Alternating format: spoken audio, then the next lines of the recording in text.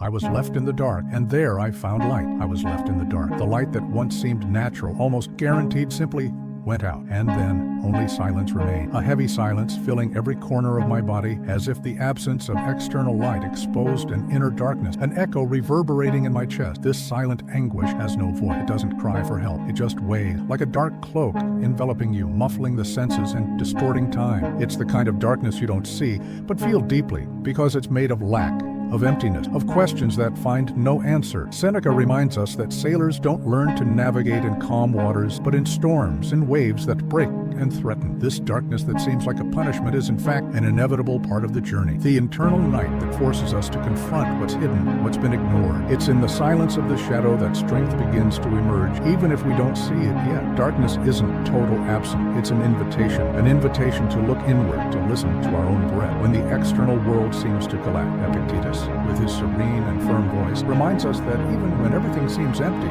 and out of control, the spark of judgment remains free. No man is truly free unless he is master of himself. This freedom doesn't depend on what's outside, on what comes or goes, on a touch or a glance. It begins the moment we turn our gaze inward and recognize that even in the dark, the light that matters was never extinguished. It's there, within us, waiting to be seen. It's normal to fear your own darkness, normal to feel a tight chest in the face of this emptiness, because the dark is unknown, and the unknown is scary. But it's also the space where our light can be born. The space where hidden pain, the kind that isn't shown to others, gains an internal voice, a silent presence that begins to assert itself. The silence you feel now isn't a meaningless void. It's the beginning of the most important encounter, the encounter with yourself. And it's at this moment that the journey begins, even without a map, even without guarantee, because when all seems lost, it's there in the dark that the light that will guide us forward ignites. The wound of silent abandonment, the silence that accompanies abandonment, is a wound that doesn't bleed but hurt. It's the emptiness that echoes when no one asks if it still hurts,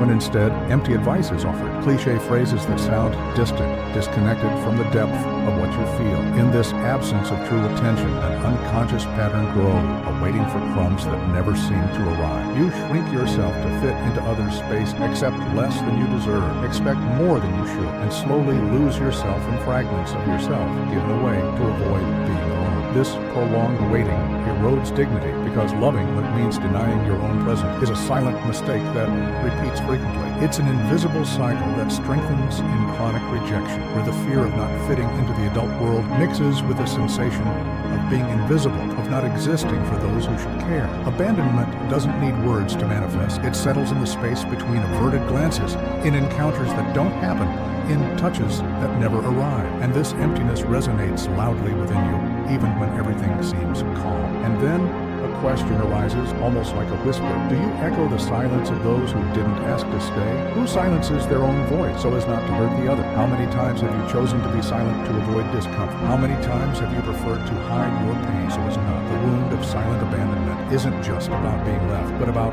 how you learn to leave yourself. And it is precisely in this place of silence and pain that the possibility of rediscovering yourself begins, of listening to the voice that has been muffled for so long and that now, finally, has to be heard. The invisible mistake of seeking light in others. There's a silent trap many of us fall into, that of attributing to others the responsibility of illuminating our own shadow. We expect someone to light the lamp we've allowed to dim, to offer warmth where coldness has settled, to fill the voids we feel. It's like expecting the sun to bring us the coolness of the moon, an expectation that never materializes, because they are different things, each with its own time and nature. Seneca reminds us of this folly, this confusion between warmth and clarity, which keeps us trapped in an illusion. When we seek outside what can only be born within, we reinforce a cycle of frustration. We receive what the other has to give, and it's rarely what we need. We are invited to accept crumbs, fragments of attention, half-hearted affection. And in an attempt to maintain the connection,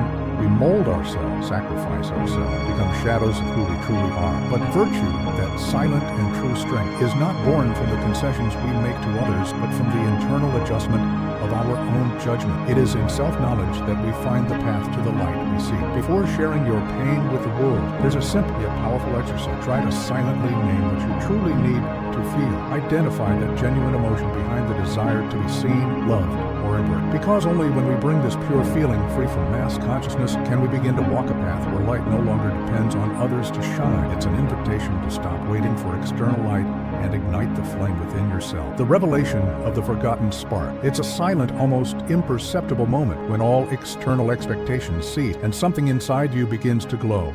A spark that never truly went out, but was hidden under layers of weariness and exhaustion. It's the point of light that resists. The fire the storm couldn't extinguish. This forgotten spark is like a torch buried under emotional rubble, just waiting for you to stop carrying the weight of others' dramas to finally reappear with strength. Emotional exhaustion creates a strange space, a void that initially seems utterly empty, but which, in reality, is the place where your own flame can be rekindled. You no longer have the strength to uphold expectations that aren't yours, no longer carry the burden of trying to control what was never under your control. And it is in this deep weariness that the awareness of your own radiance begins to manifest, subtly yet truly. What if it's not in pleading, in crying out, in the desperate search for answers, but in silence, in the silence you finally dare to listen to, that your light truly reveals itself? And what if the peace you so desire is in that calm space within you, ready to be accessed with every breath? Try for a few moments to breathe mindfully. Inhale and exhale, feeling the warmth that grows in the center of your chest, that invisible light that never ceased to exist. There lies the beginning of a reunion. There begins the awakening of the strength that never left. Stoic practices to ignite your own flame. Before sleeping, set aside 2 minutes to write down what still ignites your heart. This diary of darkness doesn't need explanations. It doesn't need judgment. It just needs to be a space where you can find the truth that insists on existing even in the shadow. Imagine you're sending a letter to yourself, a letter written with honesty and compassion, embracing what is alive and pulsing within you, even when it seems hidden. Seneca inspires us to use time as an ally, viewing our thoughts as letters sent by a distant friend, sometimes confusing, other times painful, but always worthy of attention.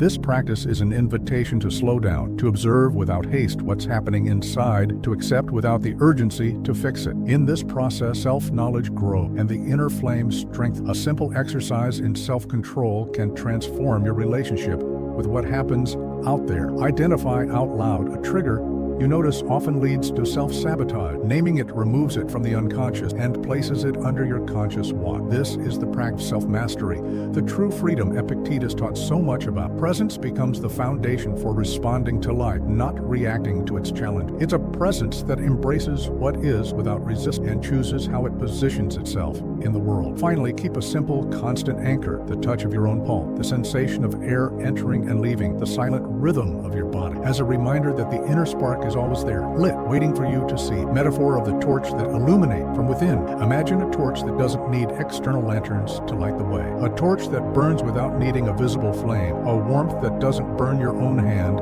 A glow that doesn't fade even when everything around is plunged into darkness. This torch is the light born within you, a bioluminescent light shining silently, constantly, effortlessly, because it is part of your essence. This inner light is not a distant lighthouse, nor an unattainable star in the sky. It is the fire that warms your chest, that guides your steps without needing an audience or validation. It is the invisible glow that dispels the fear of dark, that keeps your heart warm when storms come. And paradoxically, it is this light that becomes a beacon for other souls also lost in the gloom, but without you needing to carry their weight. Because illuminating isn't carrying, it's being present. If you could be your own fire, if you could be the source of the light you so sought outside, why wait for a shower of matches? Why wait for someone to light what has always been ready to shine? This torch isn't extinguished by rejection. It doesn't diminish with abandonment. It only grows when it is nurtured, when it is recognized, when it receives the attention of its own presence. And it is within you now,